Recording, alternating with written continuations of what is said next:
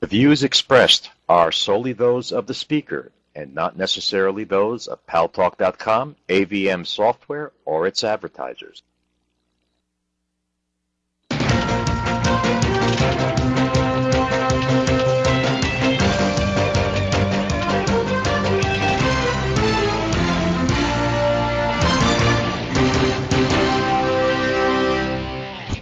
What are you, my wife, Boaz?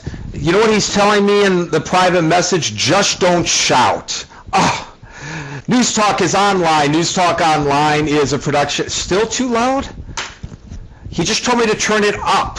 Did he not just tell me to turn it up? All who heard him tell me to turn my mic up, raise your hands. Oy, oy, oy, oy, oy, oy. Let me bring it way down. How about there, Boaz? Are you happy? News Talk is online. News Talk Online is a production of Paltalk.com, the largest multimedia interactive program on the internet with more than 4 million unique users, except for the ones that I just knocked off the air because I'm too loud. Now they're telling me I'm too low, Boaz. And, oh yeah, thanks to our good friends at CRN Digital Talk Radio.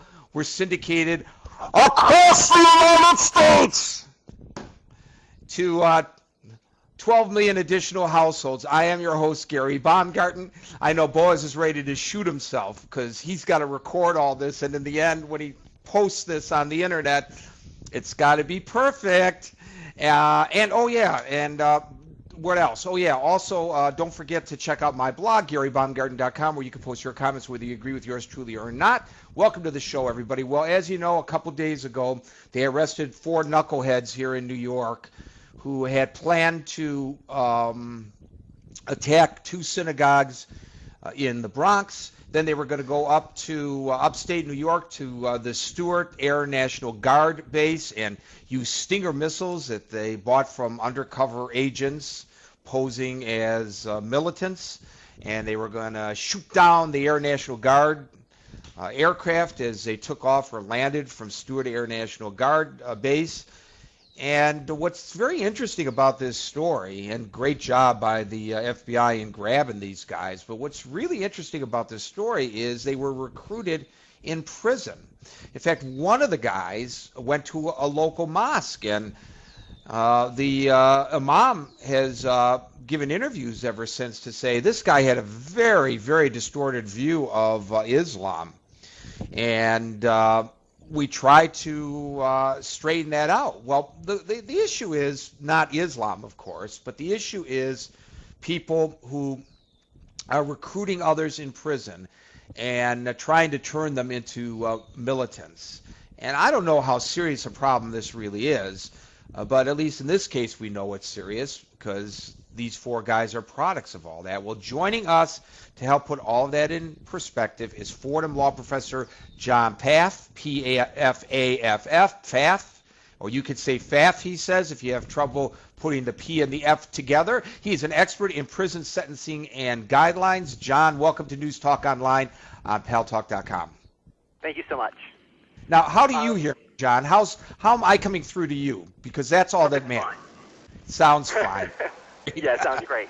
Oh, okay. Tell me, John, is this not a serious problem where they're trying to militantize people who are already bad boys in prison and turn them out as terrorists here in the United States? Well, see, I don't actually see this as a recruitment case. I mean, the 4 of them never were in prison at the same time. It's true, we think, although every time you read the latest New York Times article, the facts seem to shift every day. Every hour, it seems. But it's true that perhaps many of them adopted some form of Islam while in prison, although it's important, I think, to realize that when you talk about someone adopting Islam in prison, you could be referring to one of about 6 different religions, which have about three which probably have almost close to nothing in common. So the Islam of prison Islam is often quite different than the Islam that we think of as, I guess, we could call traditional Islam, the Islam of the Middle East, as opposed to American Islam, which more the Nation of Islam type of Islam that has basically nothing in common with traditional Islam except for the name. And at least this case seems much more like a case of 4 guys who simply happen to go to prison for crimes they certainly have committed. But that the prison connection to me seems incredibly overblown. That They happen to go to prison. They happen to convert to Islam, and then decide they were, as a result of, I think, more just sort of general anger, to engage in this kind of criminal activity. But it doesn't feel like there's any sort of coordinating force recruiting them. And in fact, there's been very little study on the role of radicalization in prisons, although it's starting to get some attention post 9/11. But the most recent study I've seen suggests that in 2004, there were about 1.6 million people in prison, and there was one person who was radicalized to the point of actually attempting to commit a terrorist attack. That's 1 out of 1.6 million. To try to structure our policies to find that one guy strikes me as missing sort of the bigger picture, that this is not, in terms of the crises our prison system are facing, which are manifold, I'm not sure this is really the key one.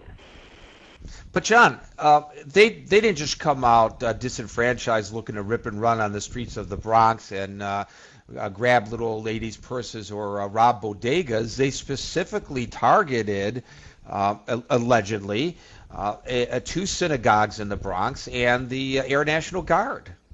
Sure. I mean, absolutely. This is not. I'm not trying to imply that what they were intending to do is in any way a low-level crime, but there's a difference between 4 people come out of prison and deciding that they want to engage in incredibly terrible acts versus 4 people being recruited while they were in prison in some sort of coordinated way to engage in domestic terrorism. And to the extent that the stories in the media seem to be trying to suggest there's some sort of connection there beyond just 4 guys who met up and decided to do terrible things, I think they're making it seem much more coordinated in this case than it really is. So how do you account for the fact that 4 guys were born in the United States, raised in the United States, not raised as Muslims, go to prison, convert somewhere along the way, come out, and instead of using their new religion to find spirituality, decide to turn against this country, to decide to turn against Jews, and to decide to turn against our military? Well, I mean, first of all, I think it's important to realize that one of the 4 appears to be severely has severe mental problems. And I think that's not a trivial issue. I think there is a serious problem of mental health in our prisons. The latest Bureau of Justice Statistics number suggests about 43% of all inmates test positive for mania, 23% for depression, about 15% for psychotic disorders, which one of the 4 was thought to have. So when you're dealing with people who suffer from extreme mental health problems, I think it's hard to understand, to try to impute some sort of rational coordination when they're suffering from that problem. I mean, they say when they went into his apartment, there was raw chicken sitting on the stove and bottles of urine all over the apartment. So this is clearly not someone who is mentally healthy. As for the other 3, I mean, you're right. They went to prison. They perhaps adopted a religion. Again, within the studies, there's evidence that what it means to adopt a religion in prison can vary, right? It could be a true, genuine religious conversion. Sometimes it's done simply because you want access to better food. Sometimes it's done because you want access to certain ability to have certain fashion statements. To grow a beard might otherwise be prohibited. If you can justify as religious, you can be allowed to do things you otherwise couldn't. So what it means to convert to Islam is a tricky thing because people do it for different reasons. And all we've been said is that they've identified in some cases as Muslim. There's even doubt now as to whether all 4 of them really were. But I think the bigger issue is, yes, there will be people who take religion and do bad